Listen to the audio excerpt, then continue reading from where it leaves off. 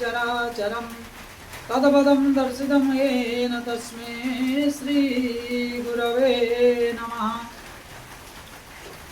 ध्येयं सदा परिभवाग्नमभीष्टदोहं तीर्थास्पदं शिवभुजं चिनुतं शरण्यं धृतार्ध्यं प्रणतपालभवाब्धिपोतं वन्दे महापुरुषते चरणारविंदम।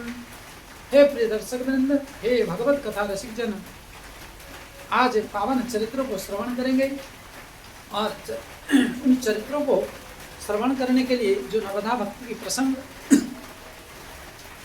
जो भगवान परात्पर परम ब्रह्म परमेश्वर परमपिता की पावन अनुग्रह हुआ है, आइए श्रवण करेंगे। और श्रवण करने से पहले 2 बार भगवत नाम लेते हैं। सीताराम सीताराम राधे श्याम सीताराम सीताराम राधे श्याम। बोले श्याम रामचंद्र भगवान की जय। श्री राधा रमण सरकार की जय। श्री जगन्नाथ भगवान की जय। सदगुरुदेव भगवान की जय। श्री हनुमान महाराज की जय।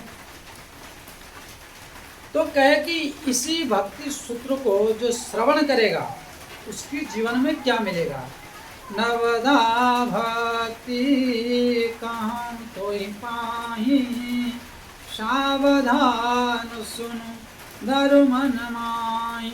आज नवदा प्रसंग, नवदा भक्ति प्रसंग को संपूर्ण करते हुए दक्षिण भारत की एक ऐसा दिव्य चरित्र श्रवण कराऊंगा।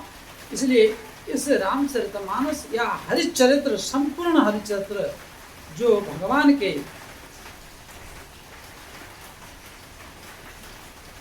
श्री जानकी जीवन, राधा रमण या हरि के लक्ष्मी नारायण का चरित्र वर्णन हुआ हो, उन चरित्रों को श्रवण करने का क्या फल है। जे चरितहि स्नेह समेता, कहीं आई सुनी आई समुझ सचेता।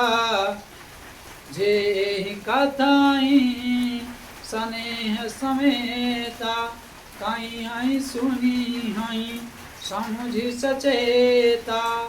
होई आई राम चरण अनुरागी, कलिमल रहित सुमंगल भागी। कलिमल रहित सुमंगल भागी। जिन्होंने भी हरि का हुआ और हरि का चरित्र का श्रवण किया, अगर की राहें हरि चरित्र बढ़ाने, तो इसी बात को दावे के साथ कह रहे हैं, सावधान पूर्वक जीवन में सावधानी लाओ, सचेतना लाओ। हे मेरे प्रिय हिंदू भाइयों, आपसे करबद्ध निवेदन, ऐसा मनुष्य जीवन बार बार नहीं मिलता। तुम कैसे भी हो, कहीं पर भी हो, कहाँ जहाँ देश विदेश कहीं पर भी हो, सुनो चरित्रों को, कर्णपुट से भर भर के सुनो। गाड़ी चलाते समय, घोड़ा चलाते समय, चाहे कोई भी कर्म में हो, सुनो, श्रवण करो। दर्शनाद कथनाद पठनाद श्रवणाद पापनाशिनी। परम कल्याण को देने वाला है, परम मंगलमय को देने वाला है।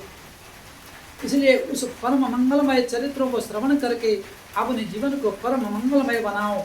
और इसी के निवेदन के साथ आपसे अनुरोध है कि ऐसा पावन चरित्र देवताओं को भी दुर्लभ होता है।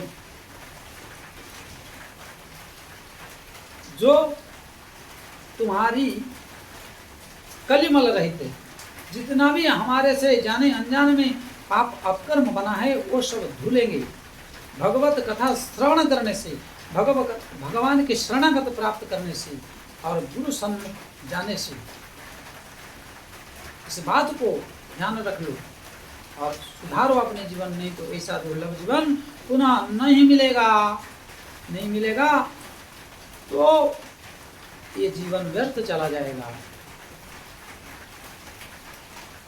इसलिए गोस्वामी तुलसीदास जी कह रहे हैं कि ध्रुव प्रहलाद जपयु हरु नाम पायो अचल अनुपम ठाम। जितने भी भक्ति हरि भक्ति किए उनकी जीवन को देख लो। उनकी जीवन में सर्वश्रेष्ठ राजा धनाढ़ बलि को देख लो, पाताल में राजा बना, अगले मनमंत्र में इंद्र बनेंगे। प्रहलाद जी को देख लो, समग्र सृष्टि का पद में बैठे। ध्रुव जी को देखो,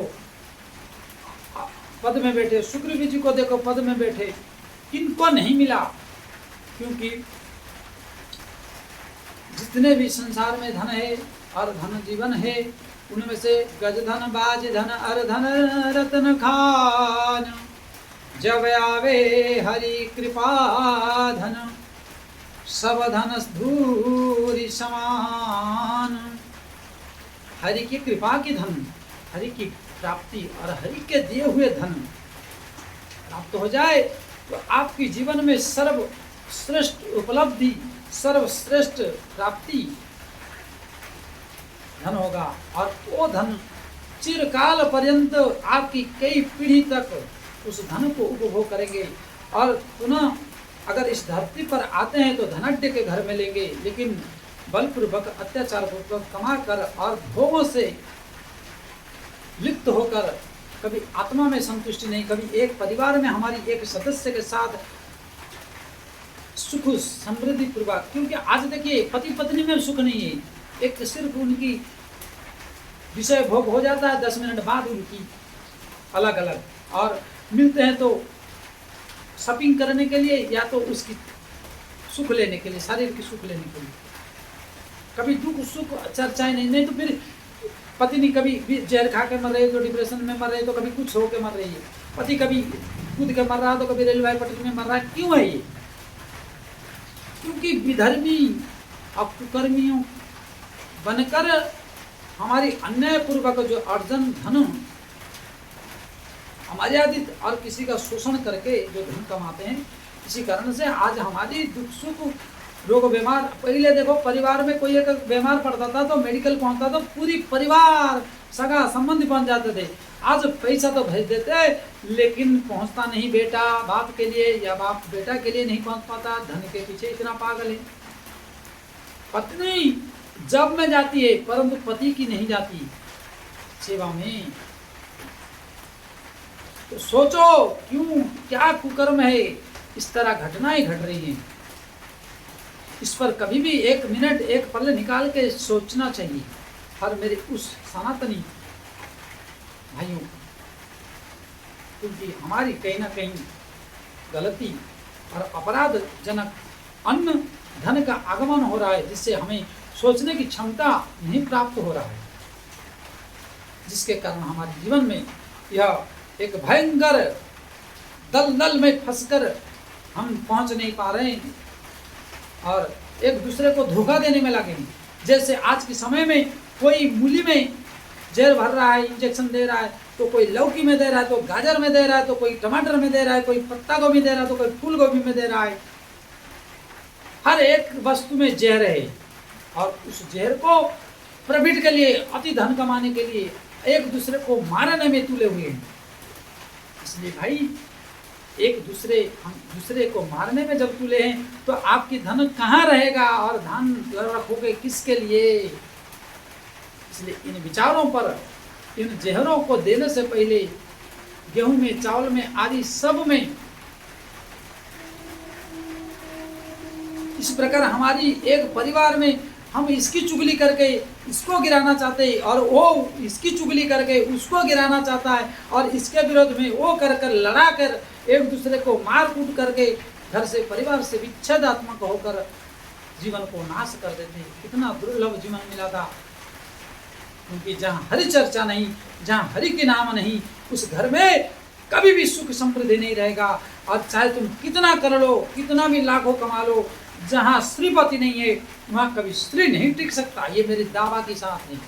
देखो आज मैं संपूर्ण दरिद्रता दिखता हूँ, धन नहीं है मुझे, मेरे राधा माधव है, लेकिन यहाँ आकाश वृत्ति से कहीं ना कहीं एक मुट्ठी चावल और एक मुट्ठी दाल आ जाता है। नमक और मिर्ची खाकर मैं 24 साल से 25 साल चल रहा है, साधु संन्यास बना, संन्यास लिया, ठाकुर जी की शरणागत हुआ, गुरुदेव की भगवान की कृपा से मालपुआ, राबड़ी, देश विदेश भारत की 4 बार परिक्रमा एसी में भ्रमण किया। सत्य कहूँ मेरे राधा माधव को साक्षी रख के कि वो सुख मुझे नहीं मिला जो आज मैं मस्त में हूँ। कुछ दिन से वो आनंद नहीं है, क्योंकि वो धन सुख देने वाला नहीं है। आज बड़े मस्त मला, जहां मेरे सिवा कुछ और नहीं, बड़े प्रसन्न हूं। ये है क्या, मेरे पास धन नहीं है तो क्या, मैं मेरे पीछे क्या क्या मारने के लिए क्या क्या क्या, कोई अपराध नहीं, लेकिन किससे सुनकर कितने विरोधी षड्यंत्र, इसी कुटिया से भगाने के लिए षड्यंत्र किया जा रहा है। लेकिन मेरे राधे माधव, मेरे श्री राधा रमन सरकार, जो जगत को भगाया, जो कौरवों का नाश किया, जो कौरवों को भगाया, वो एक दिन मेरे राधा माधव जरूर उन भगाने की चेष्टा करने वाले और जो मेरे को भजन करने में विक्षेप डालने वाले, उनका खबर शुद्ध लेंगे और आज भी ले रहे हैं। इस प्रसन्नता से होंगे। ये है जब हमारी जीवन कहने का मतलब मेरा कोई दोष पूर्वक किसी से नहीं, मैं तो कहता हूँ प्रभु उनका भी भला करो, जो मेरे विरोधी है उनका शीघ्र भला करो, उनका कल्याण हो, उनका मंगलमय हो, और दिन प्रतिदिन उत्तरोत्तर वृद्धि हो, उनके जीवन में मंगलमय हो, उनमें सद्बुद्धि आए और अपनी अनाचार व्यभिचार का विचार कर पाए।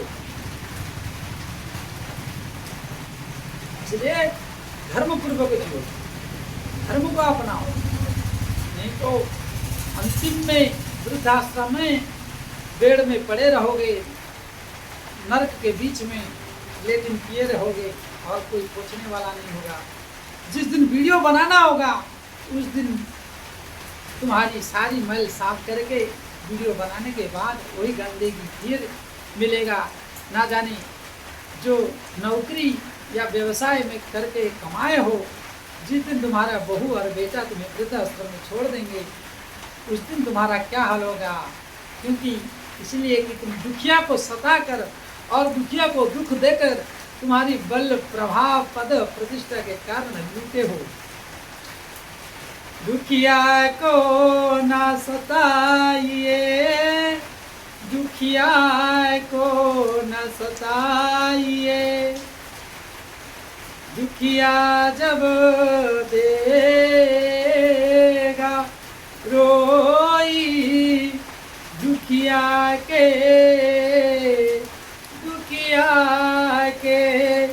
मुखिया जब हरि सुनेगा, तेरा क्या हाल, तेरा तेरा तेरा तेरा हाल गति क्या होई। दुखिया को न सताइए। करवद निवेदन, करोड़ों अरबों लेके बैठे हो, कभी दरिद्र पर, कभी भिखमंगे पर, कभी अभावग्रस्त लोगों पर दया कर दो।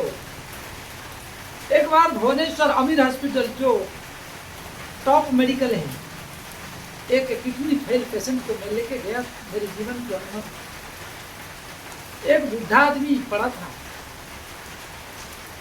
और उसके बीच में हम जिस पेशेंट को लिए थे वहाँ पड़े, तो उनको पानी देने वाला कोई नहीं था। जब मैं 3-4 दिन देखा कोई नहीं आया तो उनसे पूछा, आग्रह किया। वो संत वेश में है इसीलिए उन्होंने सपोज पूर्वक कोई सेवा नहीं लेना चाहते थे, संकोचित होकर। तो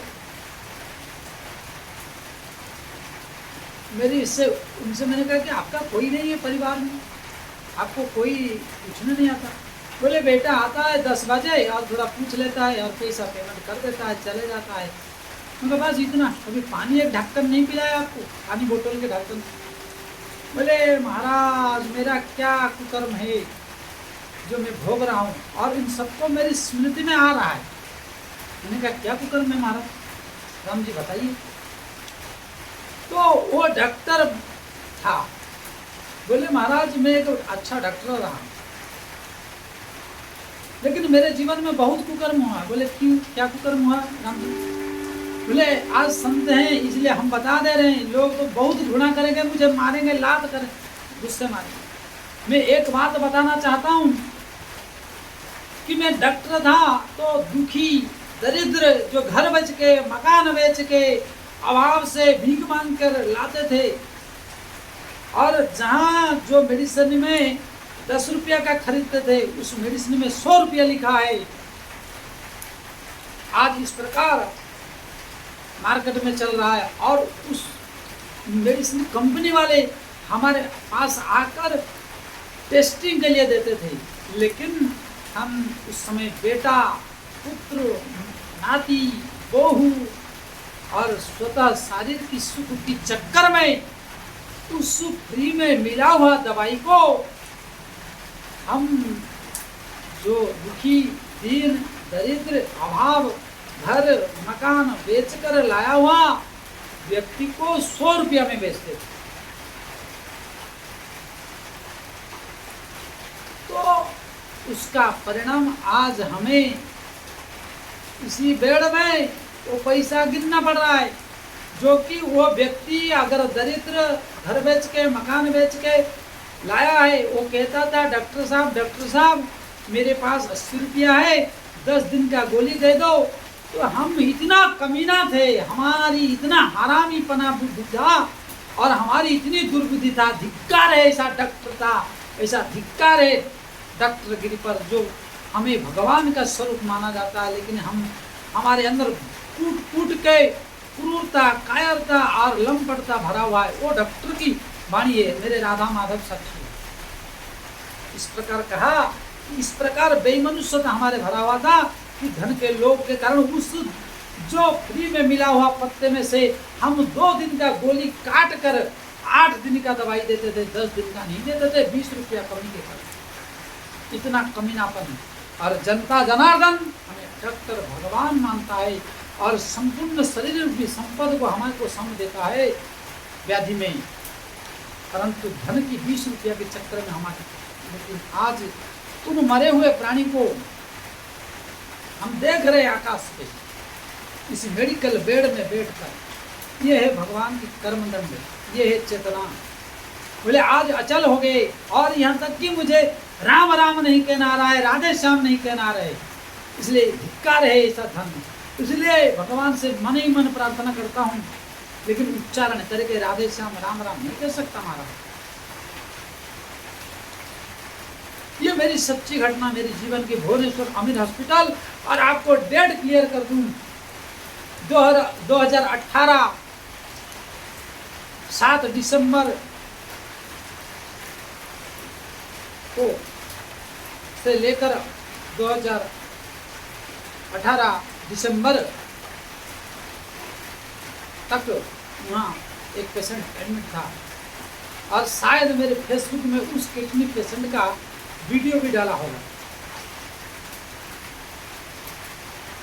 ये है मतलब मेरी पक्की अनुभूति, और ये है जो दुर्वृत्ति और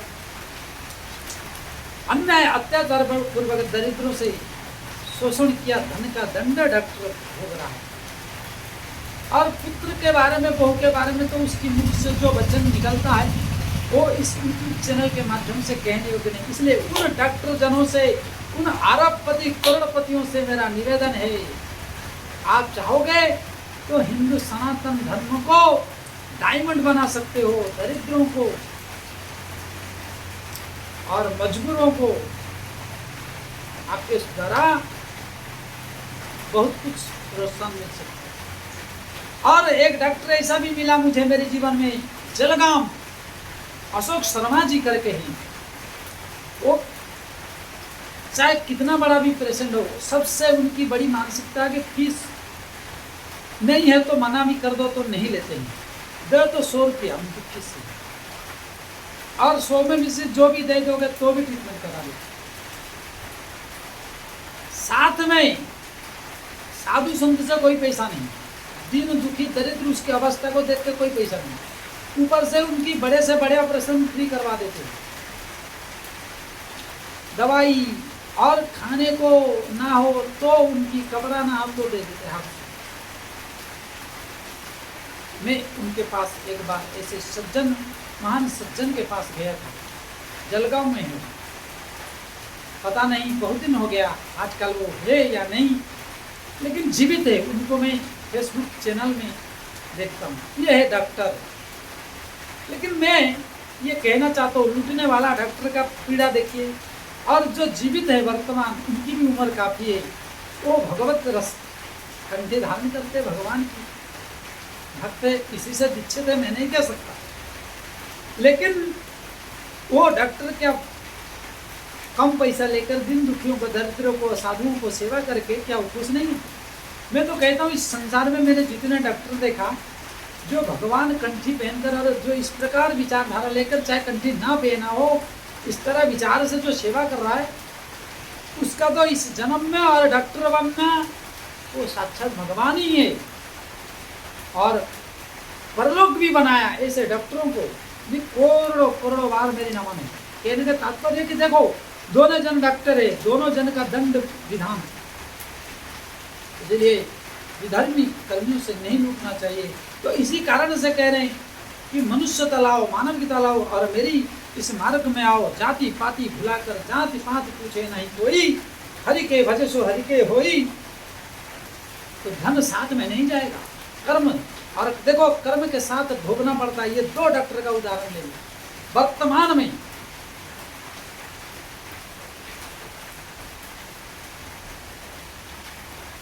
साथ में एक दक्षिण भारत के ऐसा भक्त है, जो कभी कभी मैं इस प्रसंग को इसलिए सुना रहा हूँ कि दक्षिण के लोग बड़े घृणा करते थे, वहाँ से बड़े कर्मकांड आज भी है प्रसिद्ध। परंतु श्रीरंगम धाम में, श्रीरंगम पद्मनाभ भगवान क्षीर सागर में शयन मुद्रा में माता लक्ष्मी के साथ ब्रह्मा जी के कमल में, अष्टकमल में विराजमान हुए हैं। ऐसे स्वरूप में विराजमान भगवान है। परंतु वहाँ एक बड़े भगत चतुर्थ वर्ण में ही जन्म लेते हुए श्रीरंगम भगवान के विग्रह को, जो प्रथम गेट है, इनका सप्त गेट है, 7 गेट है और बहुत लंबी चौड़ी क्षेत्रफल है, क्योंकि श्रीरंगम एक टापू में है। कावेरी का ऐसे जगह है और वो टापू है, चारों तरफ श्रीरंगम के नदी है। क्योंकि कावेरी जब आई है तो श्रीरंगम से पहले ऐसे फैल गई और फिर श्रीरंगम को कवर करके फिर आगे मिल गई। जिस स्थान पर श्रीरंगम में गणेश जी ने वेश बना के विभीषण को रोके थे, हरि की विग्रह श्रीरंगम भगवान, तो वहाँ श्रीरंगम भगवान क्या हुआ कि चतुर्थ वर्ण का व्यक्ति होने के बाद भगवान की जो प्रथम गेट है बहुत ऊंचाई है और उसमें भगवान के 24 अवतारों का स्वरूप का वर्णन किया गया है, मतलब स्वरूप बनाया गया है। अब इनको दक्षिण के पंडित जन एंट्री करने नहीं देते, तो उन स्वरूप को देखकर गुनगुनाते हुए दिव्य पदों को गाता था। तो भगवान इनके पीछे सुनने में चले जाते और सुनते थे। तो एक दिन की बात है कि वह सानू भगत करके उनका नाम था, सानूराम करके उनका नाम, उस भगत का नाम था। परंतु एक दिन की बात आया कि वो कावेरी के घाट पर, जहाँ पर श्रीरंगम भगवान को हाथी के ऊपर बैठकर कावेरी की जल आती है, आज भी कावेरी नदी के जल से ही भगवान का आचमन, प्राणायाम आदि जो नित्य क्रियाएं किया जाती है वो सब पूर्ण होता है। तो एक दिन उन्होंने आए नहीं और उस कावेरी के घाट से, जहाँ से भगवान की जल आती है, उस घाट पर ही बैठकर भगवान की पद में गाते गाते कावेरी को देखते हुए, भगवान को पद्मनाभ श्रीरंगम भगवान की स्वरूप को देखते हुए माता लक्ष्मी जी पद सम्मान कर रही है और पिता जगत पिता जगदाधर श्री नारायण लेते हुए पद, और सृष्टिकर्ता जो ब्रह्मा जी पद्मों पर विराजमान है। इस स्वरूप को कावेरी मैया के अंतर्गर्भ में देखते हुए दिव्य पदों का गान कर रहे हैं। इतना मस्त हो गए कि किसी संचार का आभास नहीं है। सानु भगत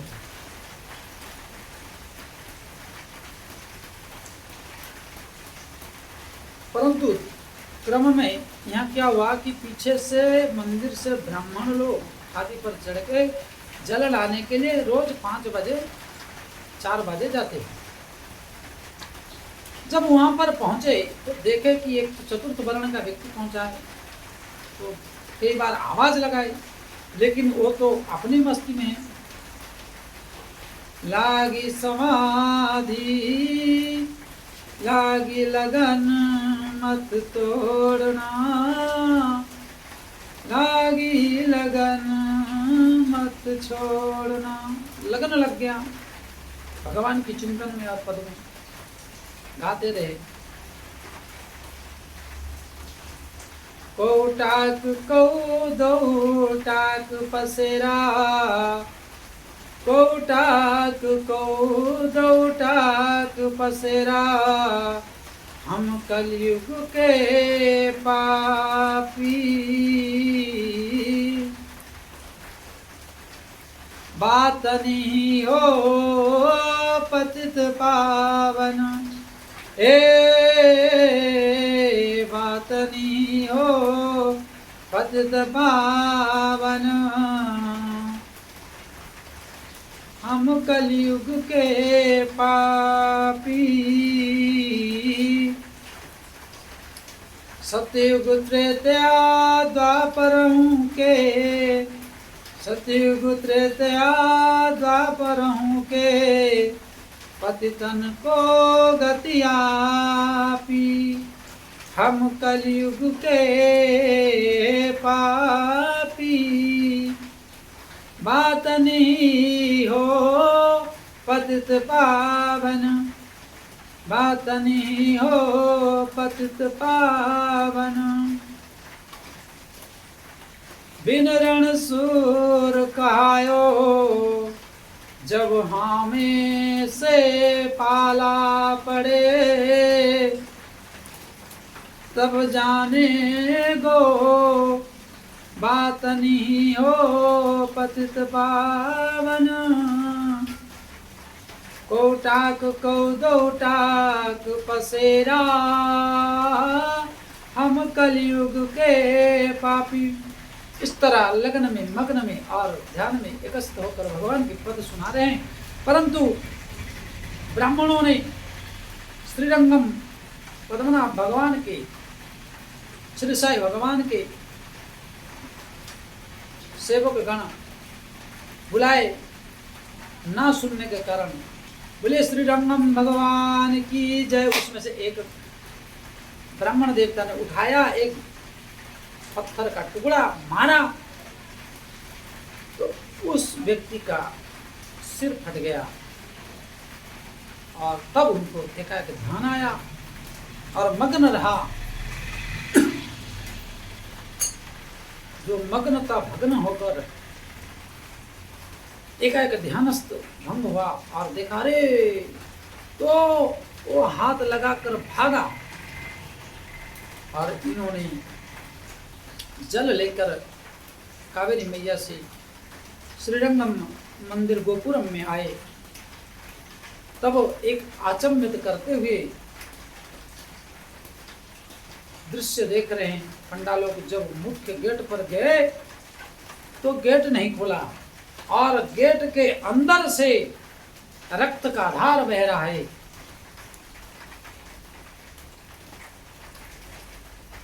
जो एक किसी नदी की धारा, लाल वर्ण का रक्त का धारा बह रहा है। बोले श्री भक्तवत्सल भगवान श्रीरंगम पद्मनाभ भगवान की जय। अब सब पंडे थर थर कांपने लगे। अरे ये क्या हो रहा है, मंदिर के अंदर से आ रहा है ये खून जैसे वर्ण, क्या हो गया, कौन गया, कौन है, इस प्रकार हुए। परंतु अंदर से भगवान की कृपा से पंडाओं की ताला लग गया। अब ये सब व्याकुल हो गए, विचलित हो गए। तब भगवान से स्तुति किए। तो भगवान आकाशवाणी से कहे कि अरे मूर्खों, जिसको तुमने ढेला मार के आए हो मेरी जल लेके, तो अति परम प्रिय भक्त है, मेरी शरणागत है। और आपने उसको मारा है, जो अगर उसका वो खून अगर बहता तो देखो कितनी, तो वो मर जाता और उसकी प्राण त्याग हो जाता। इसलिए तुम्हारी मुख में नहीं देखूंगा। ये भगवान, ये भाव, ये भक्ति, ये शरणागति, ये प्रेम, ये मेरे प्रभु श्री पद्मनाभ श्री रंगम भगवान राधा रमन सरकार की कृपा, ये मनुष्य जीवन, ये जाति पाति कुल धर्म बढ़ाई, धन बल परिजन गुण चतुराई, किसी की आवश्यकता नहीं है मेरे प्रिय बंधु, मेरे भगवत कथा रसिक जन। ये भगवान की अपनाना, इस तरह जिस दिन अपना ले तो किसी की आवश्यकता। सभी ने साष्टांग प्रणाम करते हुए भगवान से प्रार्थना किए। तब भगवान बोले कि तब तक द्वार नहीं खुलेगा, जाओ सभी ने ये श्रीरंगम क्षेत्र में जितना ब्राह्मण हो, जितना मेरी सेवक हो, सब उनको प्रणाम करके उनको कंधे पर बैठा कर मेरे लिए मेरे पास लाओ, और वो जब इस द्वार को छुएगा तब ये द्वार खुलेगा।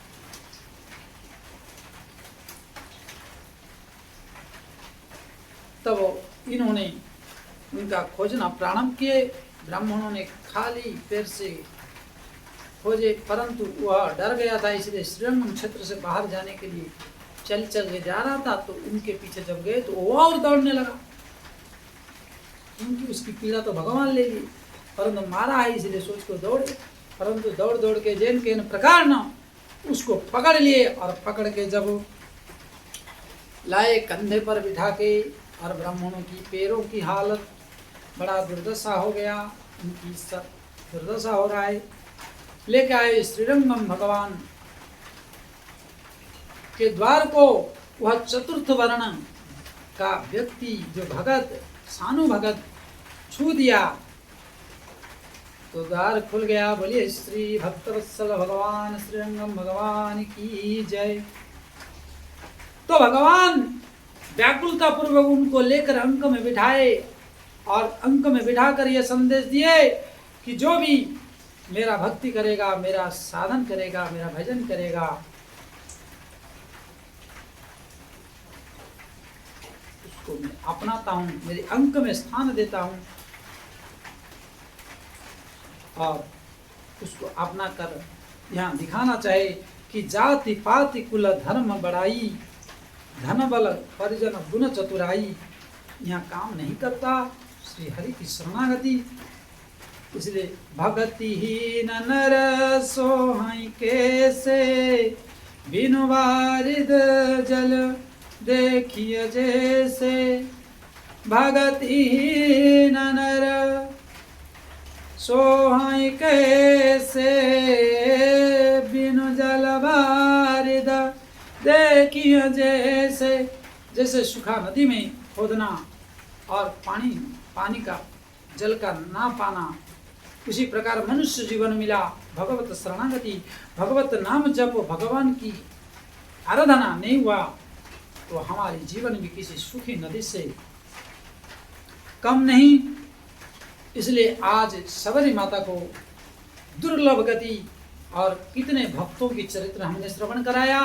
इस नवदा भक्ति के प्रसंग में जो सबरी माता और रामभद्र जी भगवान जोगी वृंद दुर्लभ गति जोई, तो कहूँ आज सुलभ भई सोई। जोगी वृंद दुर्लभ गति जोई, तो कहूँ आज सुलभ भई सोई। बोलिए श्री भक्तवत्सल भगवान श्री रामभद्र जी सरकार की जय, सबरी माता की जय।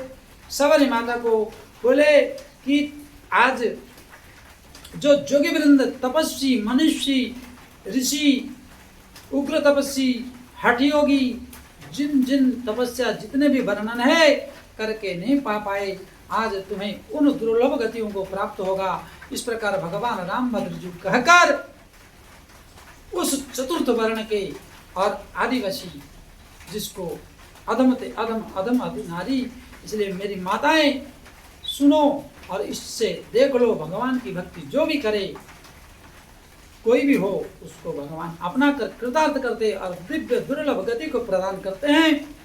ये नवदा भक्ति कहने का तात्पर्य है इतने की मैं नीच से नीच और उच्च से उच्च का श्रवण कराया। भगवान की प्रेरणा से जथामति जितनी मेरे में सामर्थ्य परमात्मा ने मुख में बैठकर और गुरुदेव भगवान की प्रेरणा से श्रवण कराया और मुझे सामर्थ्य के अनुसार मैंने आप सबको भगवत चरित्र इस नवदा भक्ति प्रसंग को श्रवण कराया। सभी सनातनी प्रेमी से निवेदन है कि जागो और अपने हिंदू धर्म के लिए, अपनी भगवान के लिए और अपने लिए जियो।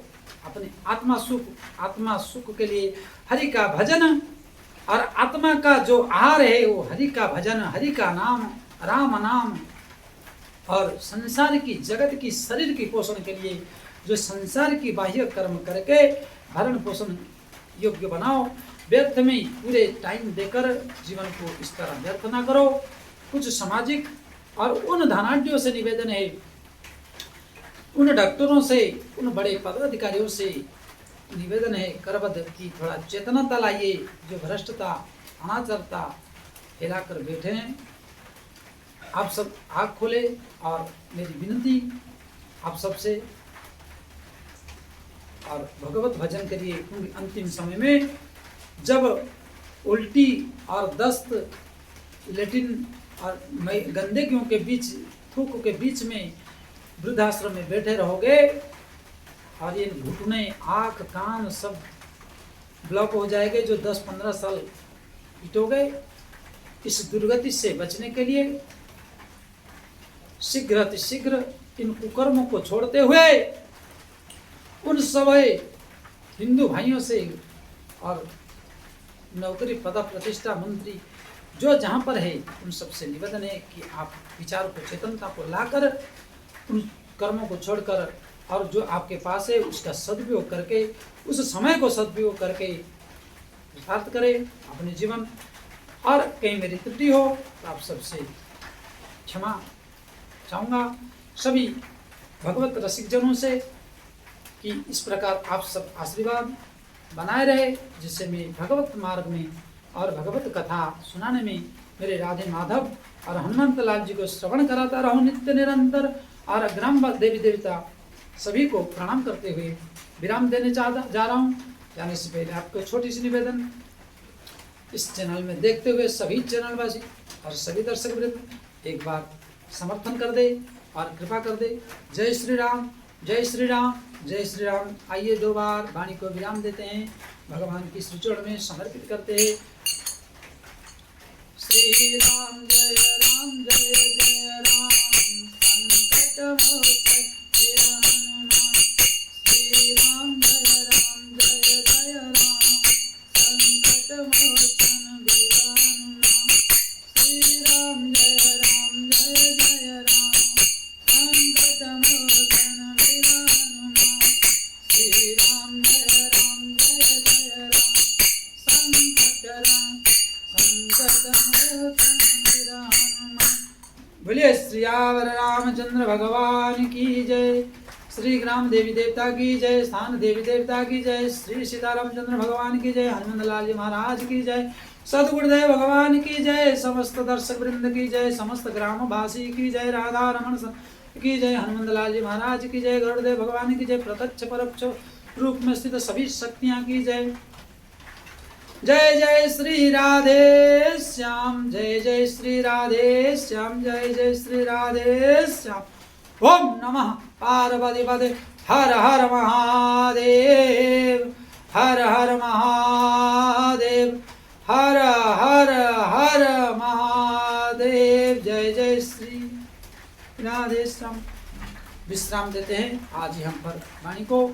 जय श्री राम।